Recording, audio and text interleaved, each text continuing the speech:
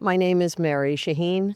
I'm president of Prevail Partners, a Philadelphia-based life sciences fund, and we invest in clinical stage life sciences companies and have a track record of success doing that for the last 10 years.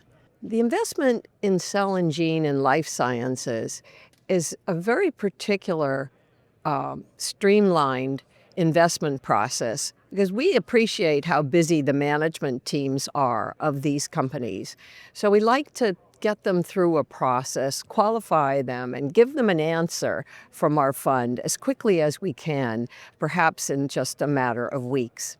When cell and gene companies are approaching investors like us, they can do it in any means that's comfortable for them. Today, we don't require to be introduced through someone as it used to be some time ago.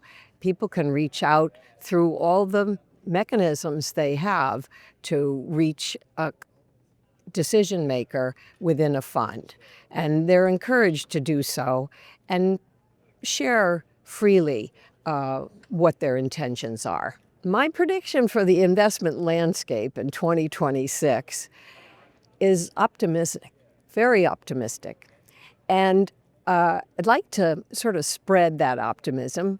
We're hearing great feedback about the FDA and the FDA's new mentality around how they get these companies through. I even heard a CEO tell me he felt like the FDA developed some customer service bones, which will really help companies a lot so they can have less onerous requirements, get the capital they need, and get through the development process.